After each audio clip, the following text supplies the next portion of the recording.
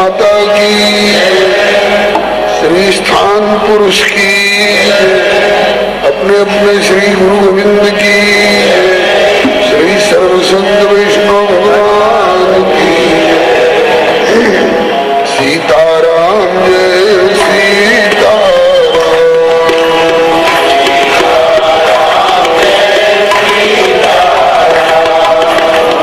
राधे श्याम जय राधे श्याम,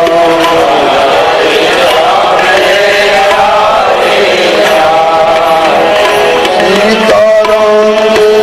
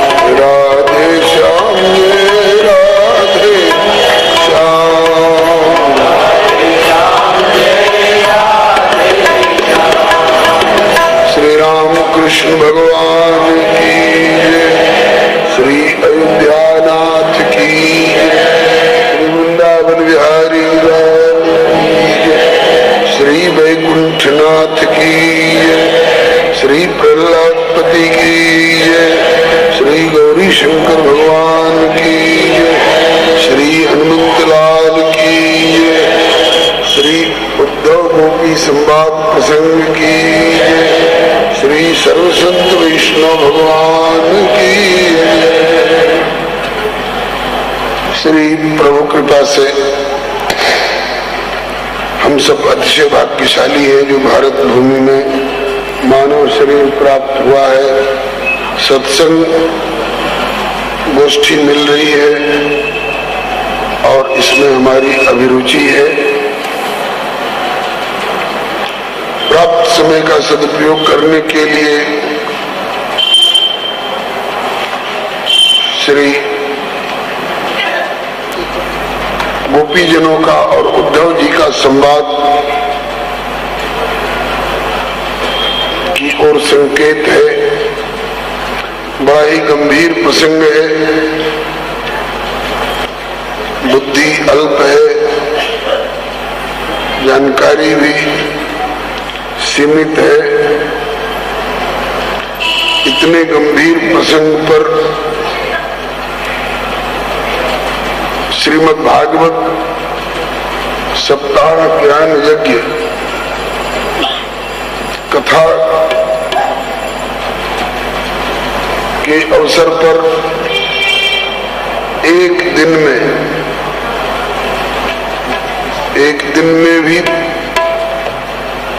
घंटा, डेढ़ घंटा, 2 घंटा का समय लेकर के अब तक इस प्रसंग को निवेदन करने का अवसर मिला। पहली बार हफ्ता में अथवा 10 दिन में यह प्रसंग प्रस्तुत किया जाए, ऐसा संकेत मिला है।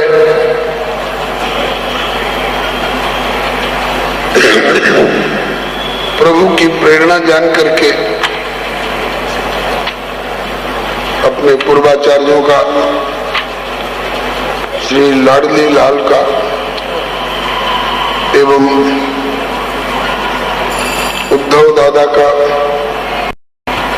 तथा श्री बड़भागिनी ब्रज गोपिका वृंद का स्मरण करके प्रवृत्त हो रहा हूं।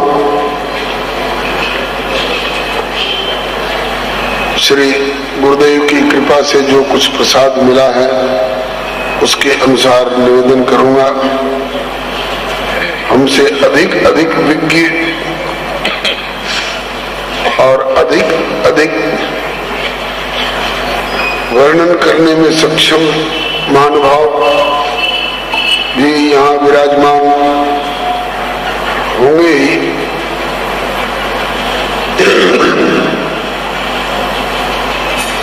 तो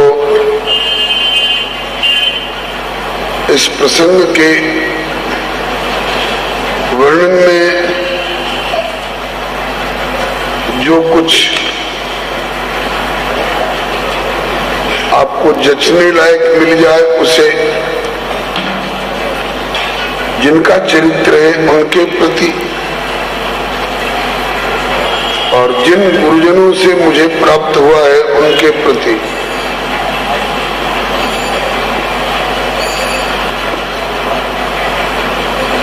कृतज्ञता ज्ञापन पूर्वक अच्छी बातों को, उपादेय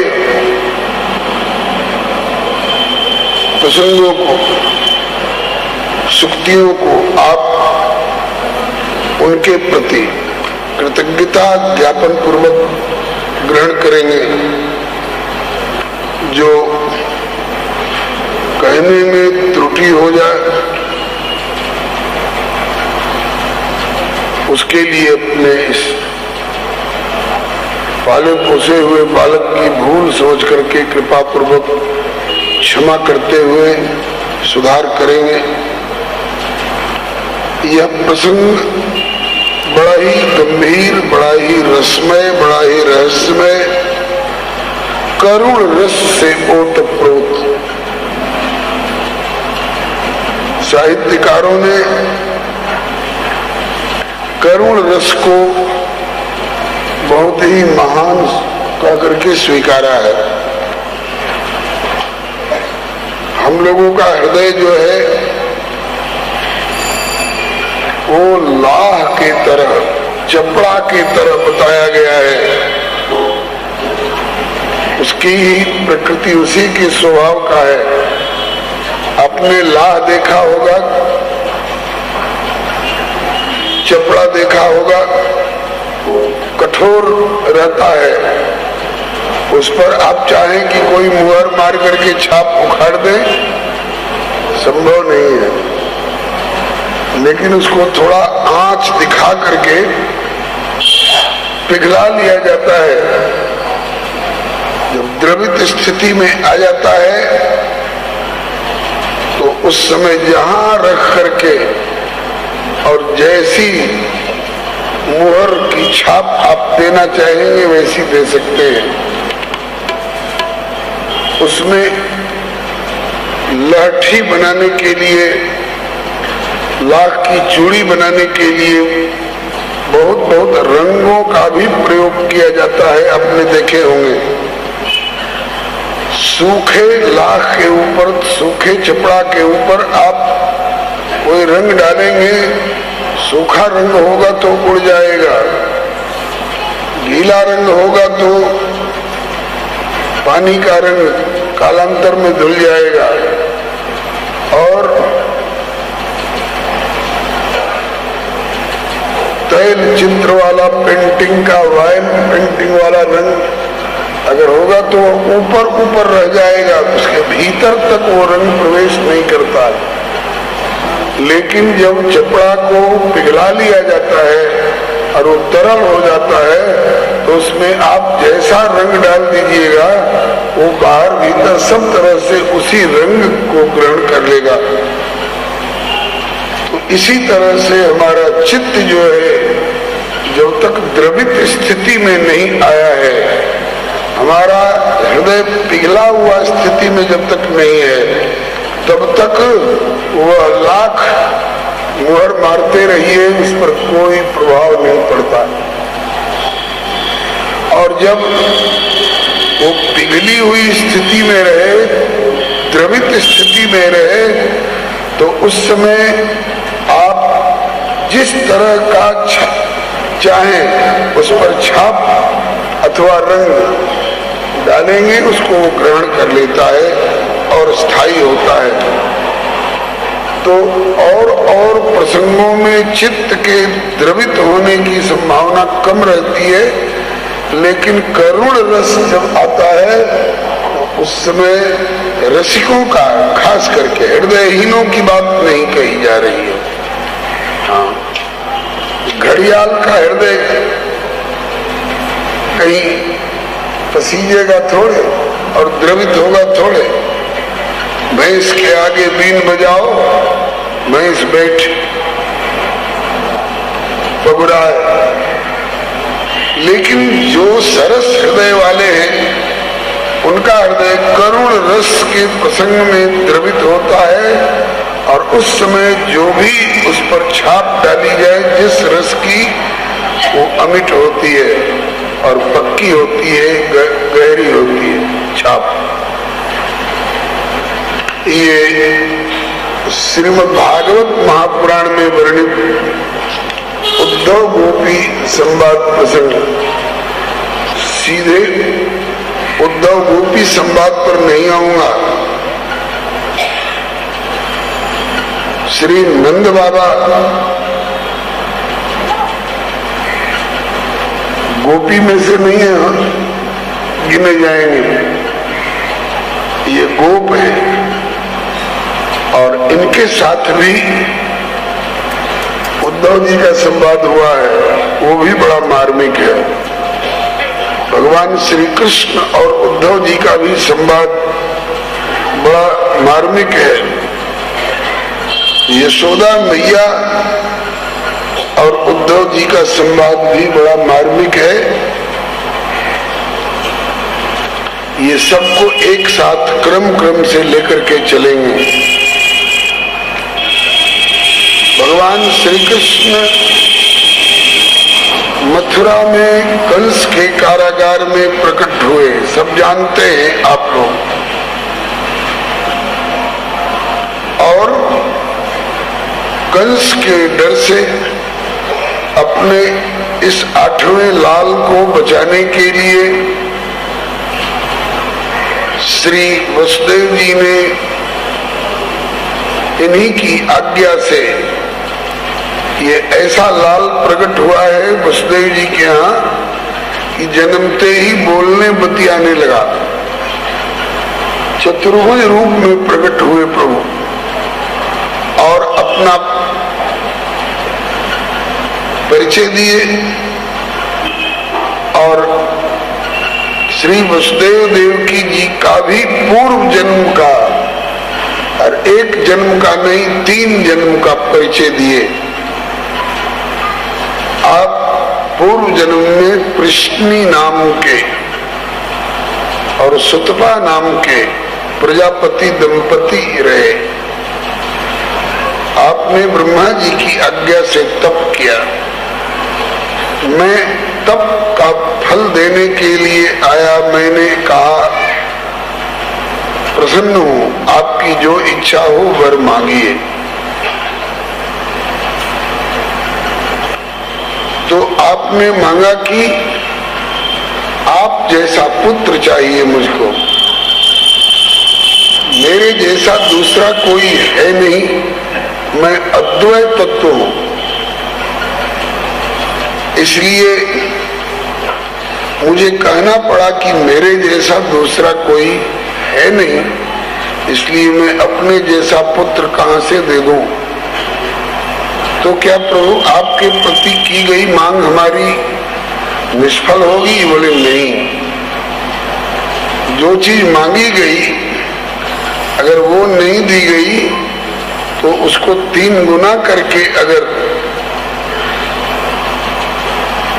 पूरा किया जाए तो वो पूरी की गई मांग मानी जाएगी। तो आपने मांगा मेरे समान, मुझको मांगा होता मैं आ जाता, तब तो कोई कठिनाई नहीं थी। लेकिन आपने मेरे समान मांगा और मेरे समान दूसरा कोई नहीं, इसलिए मैंने कहा कि मैं 3 बार आपका पुत्र बनकर के आऊंगा। पहली बार कृष्ण गर्भ कहलाया, जब आप कृष्णी नाम की माता और सुतपा नाम के पिता हमारे बने, मैं कृष्णी गर्भ कहलाया। दूसरी बार जब आप उसी एवज में, दूसरी बार जब आप प्रजापति कश्यप और अदिति के रूप में रहे तो उस समय मैं वामन रूप से बौना बन करके आया। और तीसरी बार आप अब वसुदेव और देवकी के रूप में प्रकट हुए हैं, इसलिए मैं वसुदेव के अपत्य पुत्र वासुदेव नाम से प्रकट हुआ हूँ। अभी मैं आपको पूर्व जन्म की स्मृति कराने के लिए चतुर्भुज रूप में किरीट, मुकुट, कुंडल, वनमाला, पीतांबर, कंकण, किंकणी, नूपुर इत्यादि वस्त्र आभूषणों सहित प्रकट हुआ हूँ और आपको युक्ति बता करके कैसे मेरी सुरक्षा की जाएगी, कैसे मुझे गोपन मने छिपाया जा सकता है। और अभी तुरंत का जन्मा हुआ बालक जैसा अपना स्वरूप कर लूंगा। आप मुझे नंद जी के घर पर पहुंचा दीजिएगा। और पापी कंस को 8वें गर्भ की संतान को दिखाने के लिए मेरी योग माया कन्या रूप में जो प्रकट हुई होंगी उनके यहाँ, नंद जी के यहाँ, उनको ला करके मेरे बदले में दिखा दीजिएगा। श्री वसुदेव जी ने ऐसा ही किया। प्रभु भी चतुर्भुज रूप त्याग करके और बभूव प्राकृत शिशु, तुरंत के जन्मे हुए प्राकृत बालक की तरह दर्शन दिए, रोए नहीं, चुप रह गए। रामावतार में रोए, सुनि वचन सुजाना रोदन ठाना। क्यों? अपने घर में प्रकट हुए हैं और रोएंगे तो लोगों को हर्ष हुआ कि बबुआ का जन्म हो गया, और जन्म भी हुआ और रोए भी नहीं तो लोग कहेंगे कार्य बचवा घूमना तो ना। इसलिए रोना जरूरी था, रोए। लेकिन कृष्णावतार में प्रकट होते ही रोएंगे नहीं। क्यों? अगर रोएंगे तो कंस के द्वारा नियुक्त पहरेदार जग जाएंगे और मेरी और कंस की अभी भिड़ंत हो जाएगी और अभी लीला खत्म हो जाएगी। और आगे की जो लीलाएं करनी है, शैशव की लीला, उसके बाद कौमार अवस्था की लीला, उसके बाद पौगंड अवस्था की लीला, उसके बाद किशोर अवस्था की लीला और युवावस्था की और वृद्धावस्था की, तो भगवान के श्री विग्रह में युवा और वृद्धावस्था नहीं होती है, ये आप जान लें। वैसे चाहे तो वृद्ध का रूप धारण कर सकते हैं, लेकिन वो चाहे जितने युग के हो, जितने कल्प पहले के हो, जब भी प्रकट होंगे तो आपको ऐसा लगेगा कि इनकी अवस्था 16 वर्ष की। 16 वर्ष किशोर राम नित सुंदर राजे, उनमें दाढ़ी, मूछ और डेली क्लीन शेविंग इत्यादि का झंझट नहीं होता है, क्योंकि उनका शरीर प्राकृतिक नहीं है। श्रीमद् भगवद गीता जी में संकेत करते हैं, जन्म कर्म च में दिव्यम। दिव्य माने प्राकृतिक नहीं, वो दिव्य। एवं यो वेति तत्वतः त्यक्त्वा देहम पुनर्जन्म नैति मामेति सोर्जुना। जो मुझे अजन्मा जानता है, ये जन्म मरण से परे है, मैं जन्म नहीं लेता हूँ और मैं मरण में नहीं जाता हूँ, मैं तो प्रकट होता हूँ और मैं अंतर्धान हूँ। जन्म मरण में अंतर है, जन्म मरण में और आविर्भाव और तिरोभाव में अंतर है। सूर्य नारायण रोज पूर्व के क्षितिज पर सवेरे सवेरे पैदा होते हैं कि प्रकट होते हैं जी? आप लोग ईमानदारी से बताइए। अरे बोलिए ना। प्रकट होते हैं ना। सूरज का रोज सवेरे पूर्व के क्षितिज पर जन्म तो नहीं होता है ना, और सायंकाल पश्चिम के क्षितिज पर जाकर के आंखों से ओझल होते हैं, अर्थात अस्त होते हैं या मरते हैं सूर्य नारायण रोज रोज। अस्त होते हैं ना, इसको उदय होना और अस्त होना, प्रकट होना और अंतर्धान होना कहा जाता है।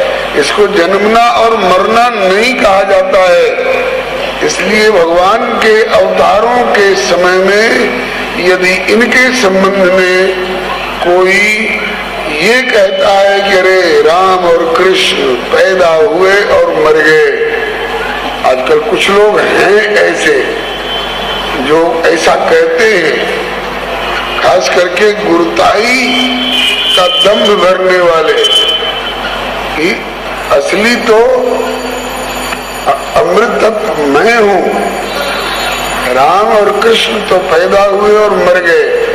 ऐसा कहने वाले न जाने कितनी बार जन्मेंगे, मरेंगे और नरकों में जाएंगे। ऐसा कभी सुनना भी पाप है। इस बात को आप लोग ध्यान में रखिएगा। अच्छा, श्री नृसिंह भगवान प्रहलाद भक्त की रक्षा करने के लिए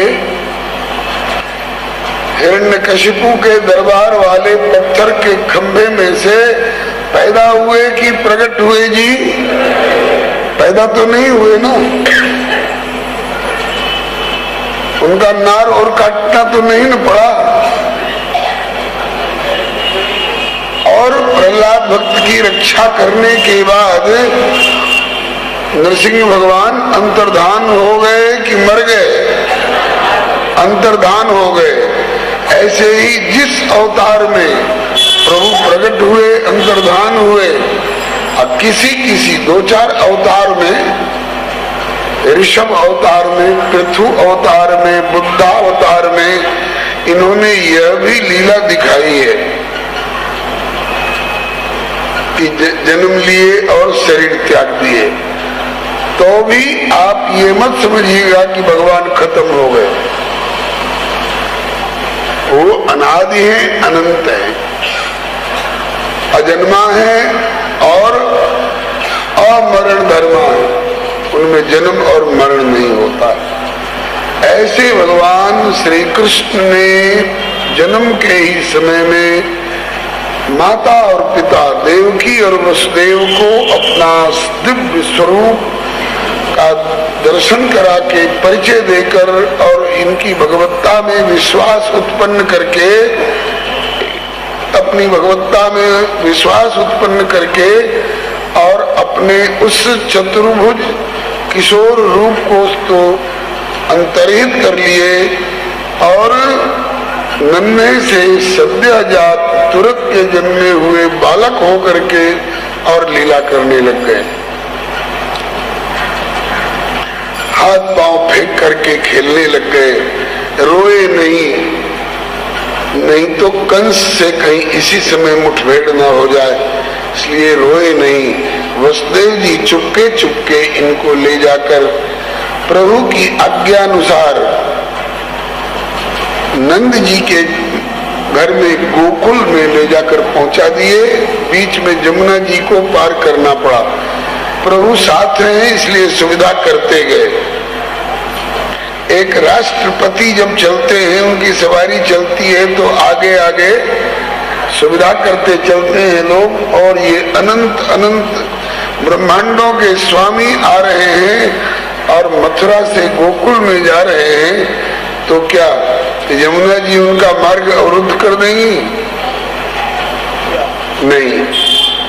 वहां जाकर के श्री नंद बाबा ने इन्हें पौड़ा दिया है। श्री वसुदेव जी ने नंद जी के घर में जाकर यशोदा माता के आंचल के पास उनके पलंग पर पौड़ा दिया और वहां की तुरंत की प्रकट हुई योग माया जो कन्या रूप में प्रकट हुई थी, उनको उठा करके वापस लेकर के और मथुरा कारागार में आ गए। प्रभु की सिखाई पढ़ाई योग माया, इन्होंने अब रोना और हल्ला मचाना शुरू किया। कंस के पहरेदार जग गए, जागो, अरे पैदा हो गया, रुलाई सुनाई पड़ रही है। कंस को खबर गई, गिरता पड़ता आया। उसने चाहा कि उस पुत्र नहीं कन्या सही उसको उठा के पटक दें, इसको मार डाले, लेकिन न भगवान मरने वाले हैं न उनकी शक्ति मरने वाली है। ये उसके हाथ से छिटक करके आकाश में चली गई और अपना वह तुरंत की जन्मी हुई कन्या वाला रूप त्याग करके और अष्टभुजी रूप में प्रकट होकर के और कह के रे मंद बुद्धि तू मुझे क्या मार रहा है, मुझे मारने से तुझे मिलने वाला भी क्या है, तुझे मारने वाला कहीं प्रकट हो चुका है, कहीं कहाँ ये नहीं बताया। कंस को अफसोस हुआ, मेरी इतनी सावधानी के बावजूद भी मेरा शत्रु कहीं निकल गया, पता नहीं पड़ने दिया, कहाँ प्रकट हो गया। क्या देवता भी झूठ बोलते हैं? आकाशवाणी भी झूठी होती है, ऐसा मान करके और वो चिंतित हुआ।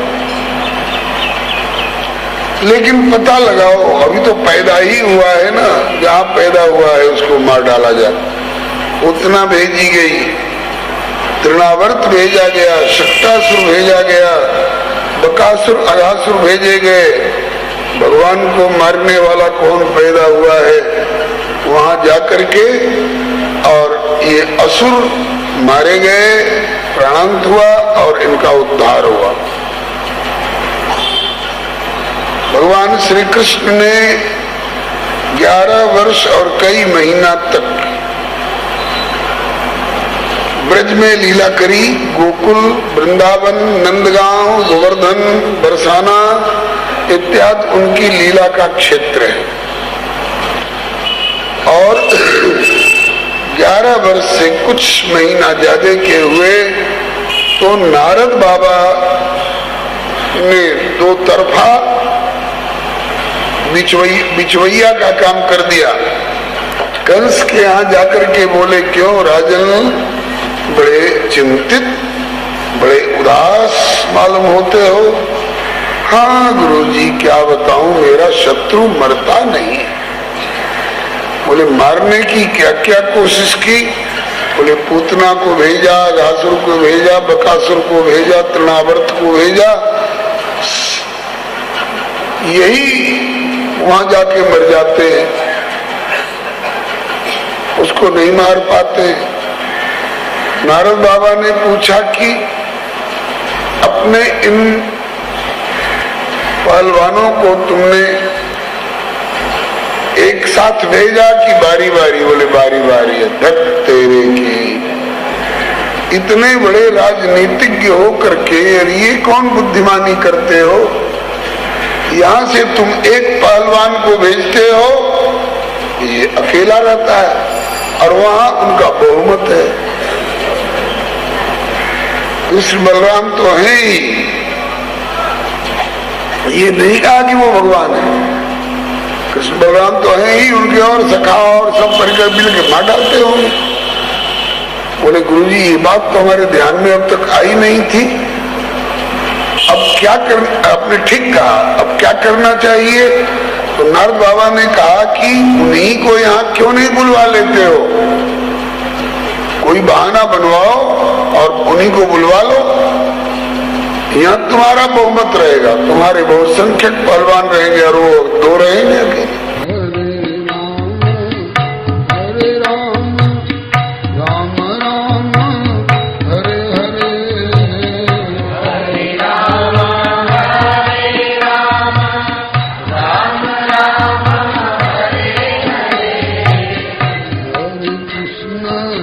Hare आसमान